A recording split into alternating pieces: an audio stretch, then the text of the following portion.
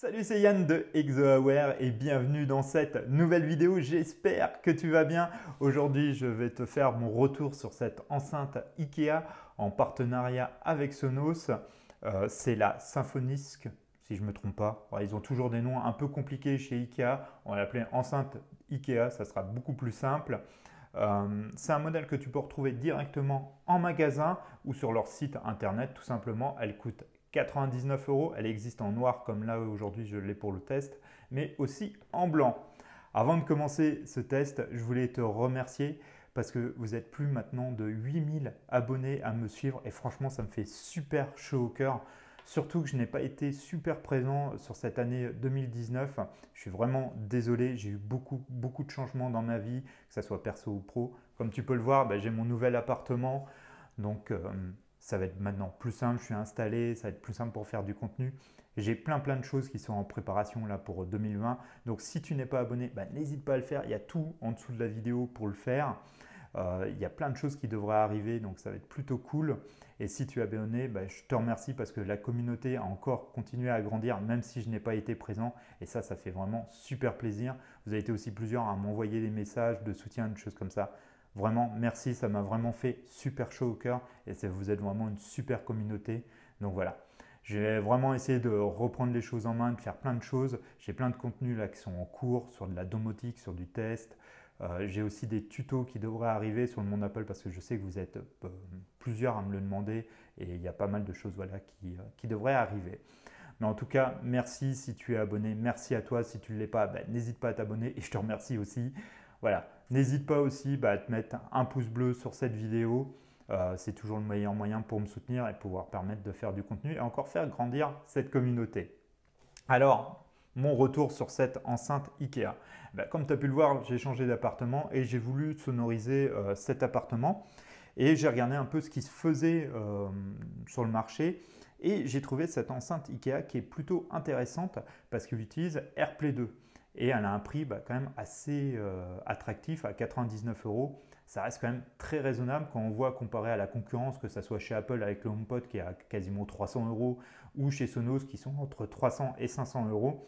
C'est franchement super intéressant au niveau rapport qualité-prix. Elle est AirPlay 2, donc tu vas pouvoir l'intégrer. Tu sais comme moi, je suis fan de produits Apple et tout ça, l'intégrer facilement dans ton système, pouvoir diffuser tout le son de ton iPhone, ton iPad, de ton ordinateur directement vers l'enceinte grâce à AirPlay 2. Ça peut être du contenu qui vient d'Apple Music, mais aussi de Spotify, Deezer, YouTube, ce que tu veux. Au niveau intégration, elle est quand même plutôt simple. Ça reste assez minimaliste et ça c'est plutôt pas mal. La finition en plastique mais plutôt de qualité, ça c'est une bonne chose. Le poids est quand même assez lourd. Voilà, on sent quand même qu'il y a une certaine qualité derrière. Cette finition avec le tissu devant est plutôt sympa, reste assez assez discret. Voilà, il y a juste la petite étiquette qui met IKEA Sonos, quelques boutons de fonction, moins, plus et bouton play pause. Il y a un petit voyant que tu peux allumer ou désactiver. Voilà, c'est plutôt pas mal.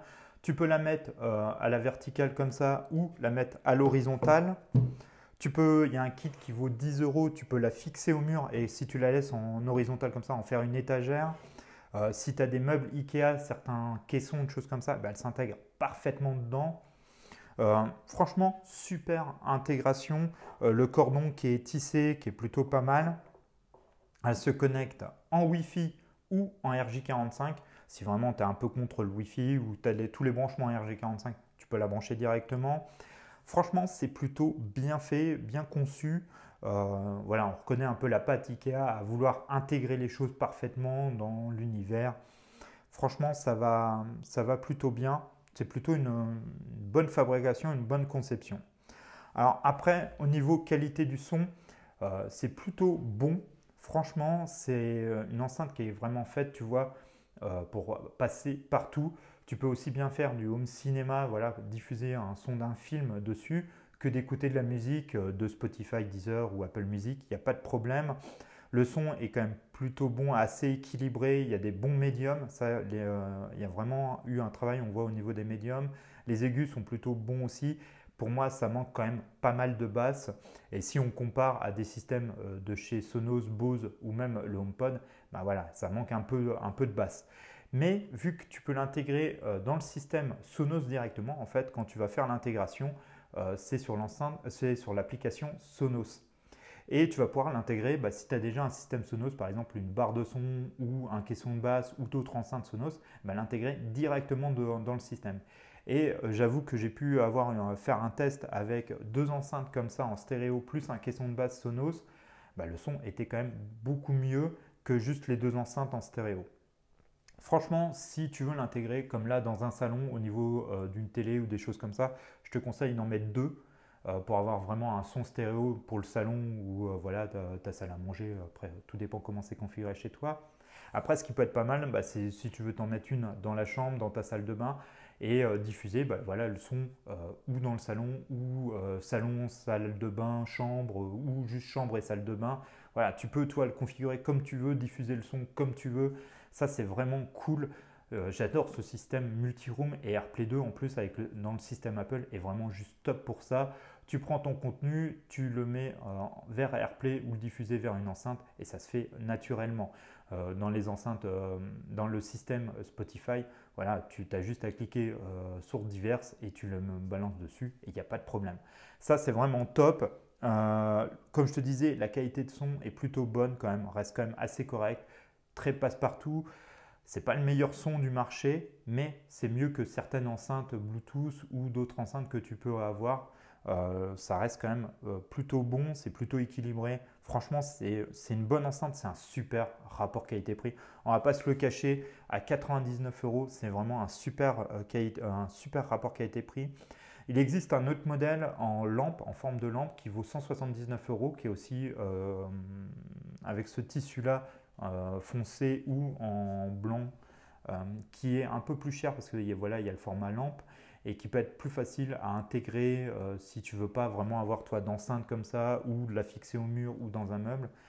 Ça peut être une intégration aussi qui peut être assez sympa. Je n'ai pas essayé la lampe en qualité d'écoute. Je l'ai juste essayé en magasin, mais avec le bruit sonore, toi et tout, c'est pas le bon endroit pour vraiment tester. Tu n'es pas isolé comme tu peux l'être chez toi ou dans un appartement, dans une maison.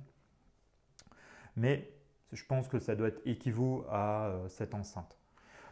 Franchement, voilà, si tu veux te créer un système multi-room, te créer un petit système home cinéma, parce que tu le couples à une Apple TV aussi, parce que par AirPlay 2, tu peux lancer le son de ton Apple TV vers les enceintes. Donc voilà, tu peux te faire un système quand même plutôt sympa pour pas très très cher. En avoir qu'une, c'est peut-être pour un salon, ça va être, comme je te disais, ça peut être un peu dommage. Je conseille d'en avoir deux pour vraiment faire un son stéréo. Mais voilà, une seule peut déjà fonctionner très très bien. Voilà, franchement, c'est une belle découverte. C'est pour ça que je voulais t'en parler dans cette vidéo. Elle n'est pas du tout sponsorisée par Ikea ou quoi que ce soit. Je l'ai fait naturellement. C'est pour moi que j'ai recherché un moyen. Même si, comme je te disais, j'ai une préférence par le HomePod, c'est quand même, le HomePod, c'est 3 fois le prix de cette enceinte-là.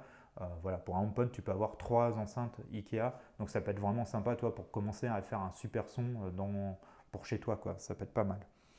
C'est un super rapport qualité-prix. Voilà, c'est tout ce que je peux te dire. Je vais me répéter. Mais c'est vraiment une très très belle découverte. Je l'ai fait pour chez moi et j'en suis vraiment content. Il y a vraiment peu de choses à redire dessus. Juste un peu peut-être à améliorer. Peut-être les prochaines versions, ils amélioreront un peu la qualité de son. Mais voilà, l'intégration se fait très bien. L'application Sonos est plutôt pas mal. Ça s'appaire assez facilement. Il n'y a pas trop de paramétrage à faire. Tu fais juste un peu d'un montant des choses un peu bizarres avec ton téléphone parce que l'application va avec le micro tester en fait l'environnement au niveau du bruit pour voir comment ça résonne et tout ça. J'ai pas vu de grosse différence moi entre l'avoir fait et pas l'avoir fait. J'ai pas vu trop de changements. Bon voilà, c'est une technologie qui s'appelle TrueTone qui a l'air d'être plutôt efficace. Bon voilà, fais-la, ça coûte 5 minutes de ton temps quand tu vas la paramétrer. Voilà, il n'y a pas trop de difficultés. Le paramétrage se fait vraiment facilement directement de l'application Sonos. Tu la télécharges gratuitement sur l'Apple Store, mais aussi sur Android. Si tu n'as pas d'Apple ou de choses comme ça et que tu as de l'Android, bah, ça fonctionne aussi très bien, il n'y a pas de problème. Mais c'est vrai que l'intégration avec AirPlay 2 est quand même juste géniale. C'est vraiment une super technologie ça, pour diffuser facilement du son de ton téléphone, comme je te disais. Donc ça c'est plutôt, voilà, plutôt intéressant, c'est vraiment une belle découverte que je peux que te conseiller si tu veux commencer à te faire voilà, un petit kit multi-room home cinéma pour chez toi. Ça peut être une super solution. Tu peux la coupler à plein d'autres choses avec du Sonos et tout. Donc franchement c'est bien évolutif, ça a un super rapport qualité-prix. Voilà, mais il n'y a pas grand-chose d'autre à dire. Le son pourrait être un peu meilleur, mais bon pour le prix, difficile de faire mieux, quoi. Franchement, ouais, c'est une belle découverte. Voilà, c'est pour ça que je voulais t'en parler dans cette vidéo. En tout cas, n'hésite pas si tu as aimé cette vidéo à mettre un pouce bleu. Si tu n'es pas encore abonné, on est déjà plus de 8000, donc n'hésite pas à t'abonner. Il y a plein de contenus qui arrivent sur de la domotique, sur le monde Apple, tout ça. Il y a plein de choses qui vont arriver. Et puis, je te dis à très très vite pour une nouvelle vidéo sur ExoAware. Allez, salut, ciao!